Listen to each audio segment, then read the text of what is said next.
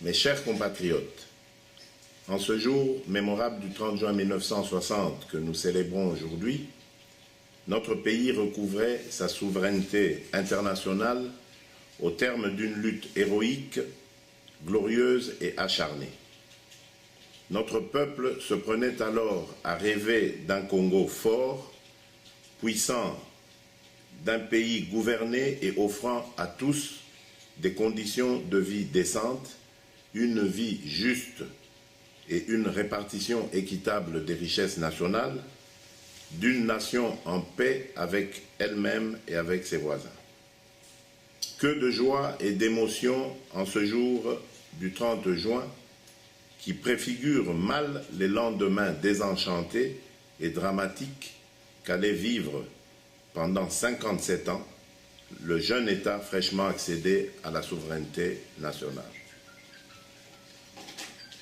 L'histoire de libération de notre pays a vu se succéder des phases de confiance et des moments de doute, d'angoisse et d'inquiétude.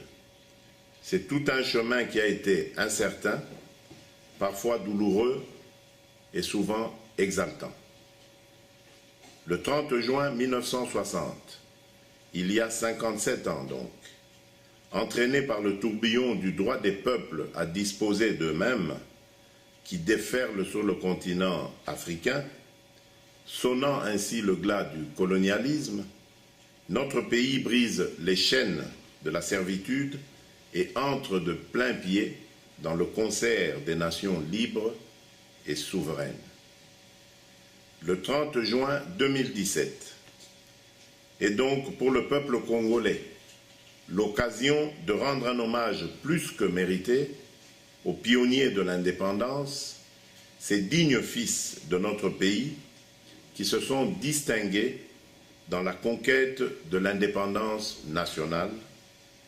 Et donc, dans cette circonstance historique, comment ne pas rappeler la profession de foi de nos pères de l'indépendance qui a été de bâtir, comme cela est immortalisé dans notre hymne national, dans la paix et la liberté, un Congo plus beau qu'avant, riche et prospère dans le concert des nations libres. Mes chers compatriotes, situés au cœur de l'Afrique, aussi immense qu'un sous-continent, notre pays est devenu maître de son destin en 1960, tout en disposant d'un potentiel impressionnant en ressources naturelles, d'un somptueux système fluvial avec ses distances infranchissables, ou encore d'une population jeune et multi-ethnique. Avec autant d'atouts à son actif, le Congo méritait à juste titre d'être considéré comme l'un des vecteurs du décollage économique de tout le continent africain. Malheureusement, la République démocratique du Congo est menacée dans ses fondements. Le peuple congolais, écrasé par la violence politique, militaire et économique, se meurt. S'il en était besoin, les agences spécialisées des Nations Unies et plusieurs organisations non gouvernementales réputées ont documenté la gravité de la situation. Elles ont mis en valeur la recrudescence de la violence grave et des droits de l'homme commises par des groupes armés et pire, par des éléments des forces armées de la République démocratique du Congo, de l'Agence nationale de renseignement et de la garde républicaine et de la police nationale. Tout ceci a mis en lumière les exactions envers la population, caractérisées par des violences sexuelles, le recrutement d'enfants soldats et les déplacements forcés de civils. Mes chers compatriotes, malgré les richesses du Congo, le budget de l'État demeure dramatiquement faible pour un pays aussi vaste et aussi peuplé que le nôtre. La profonde crise de gouvernance et de légitimité des dirigeants actuels fait peser de lourdes incertitudes sur la sécurité et l'économie, poussant les investisseurs nationaux et étrangers à l'attentisme. Les conditions de vie de nos concitoyens, déjà difficiles, se dégradent de façon inquiétante alors que notre monnaie nationale ne cesse de perdre sa valeur et que les prix des denrées alimentaires de base et des transports n'en finissent plus d'augmenter.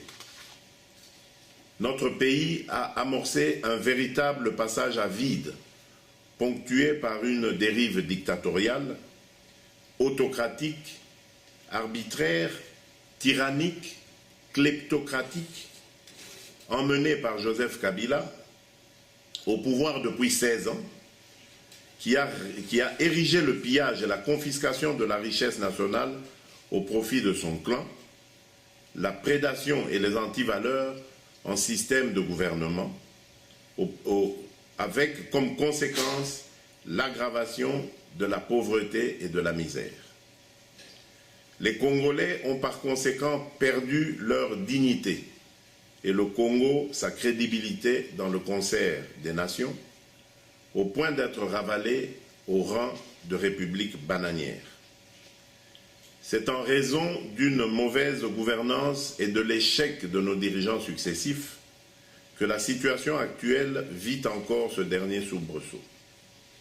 La non-tenue des élections en 2016, comme le prévoyait pourtant notre Constitution, a provoqué une crise politique aiguë. Certes, un accord politique global et inclusif a été signé par les institutions en place, l'opposition et la société civile, le 31 décembre 2016 à Kinshasa. Cet accord stipule que des élections doivent avoir lieu d'ici fin 2017 et qu'un gouvernement d'union nationale doit être formé en vue d'y parvenir. Cet accord est le cadre actuel de toute réflexion au niveau national et international. Il a vu le jour grâce aux efforts déployés par les médiateurs de la Conférence épiscopale nationale et certains acteurs de la politique internationale. Il a obtenu un fort soutien de la communauté internationale par l'intermédiaire de la résolution 2348 du Conseil de sécurité de l'ONU, adoptée à l'unanimité le 31 mars 2017. L'accord dit de la Saint-Sylvestre a permis d'éviter un désastre, une flambée de violence. Mais ni l'esprit ni la lettre de cet accord ne sont aujourd'hui respectés. La sortie de crise impose pourtant sa mise en œuvre sans délai, afin que soient organisées au plus tard le 31 décembre 2017 des élections libres, crédibles et inclusives.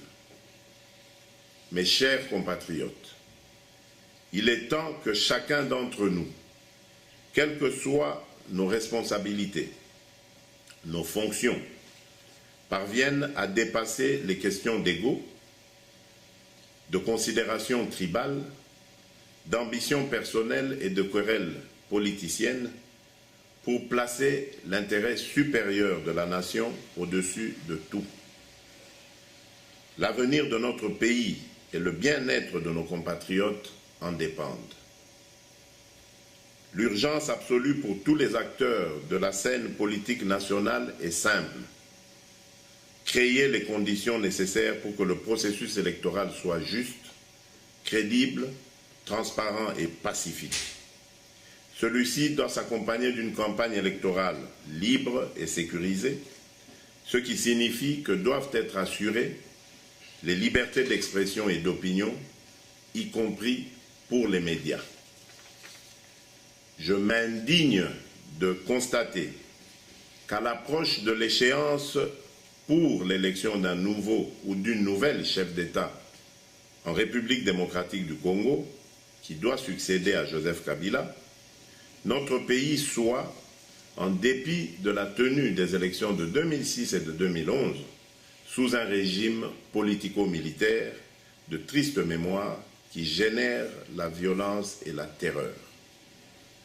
Je me fais le devoir de dénoncer et de condamner ici la situation dramatique que traverse la République démocratique du Congo par la seule volonté d'un individu, Joseph Kabila, qui a bloqué l'organisation des élections afin de se maintenir au pouvoir par la force. J'exprime également ma vive indignation devant la dégradation sans cesse croissante du contexte général qui est lourdement marqué par des actes de barbarie, notamment dans le Kasaï et à Béni, l'accentuation de la répression, l'aggravation des conditions de vie de nos populations.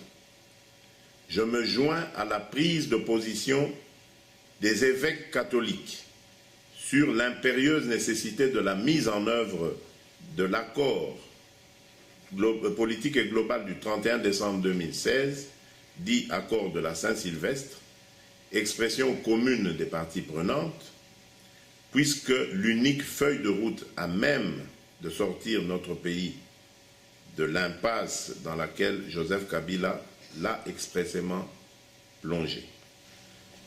Mes chers compatriotes, à défaut d'obtenir cela, je demanderai à notre peuple d'opposer sa résistance par des actions pacifiques, certes, mais vigoureuses, pour faire barrage et échec, conformément aux dispositions pertinentes de l'article 64 de la Constitution, à ce coup d'État constitutionnel par lequel une minorité des Congolais, abusant de l'exercice désormais illégitime du pouvoir d'État, ont pris en otage la vie de toute une nation et ont privatisé les institutions de la République dans le seul but de satisfaire leurs intérêts égoïstes. Je lance en ce jour mémorable un appel, l'appel du 30 juin, à tous les acteurs de la scène politique nationale, du gouvernement comme de l'opposition, à qui il revient d'envoyer un signal fort, de promouvoir des messages clairs et cohérents, tant à l'intérieur qu'à l'extérieur de notre pays, à propos du processus électoral. Ce qui importe, c'est de lancer une dynamique associant tous les Congolais et les invitant à placer l'intérêt supérieur de l'État par-dessus tout et à privilégier toujours et en toute occasion les aspirations de notre peuple. Nous avons rendez-vous avec l'histoire. Ne laissons pas passer l'opportunité qui s'offre à nous. En ce moment crucial et critique de notre histoire, je forme le vœu de voir s'organiser le 31 décembre 2017, au plus tard, la première alternance démocratique en République démocratique du Congo, et j'en appelle ainsi à la solidarité des nations démocratiques et au soutien des peuples africains épris de paix et de liberté, afin de nous accompagner dans cet engagement comme première étape pour renouer avec le rêve de nos pionniers, celui de bâtir ensemble un Congo plus beau, un Congo plus fort, un Congo plus prospère, que nous léguerons à notre postérité. Que Dieu bénisse notre pays. Vive la démocratie, vive la République démocratique du Congo. Je vous remercie.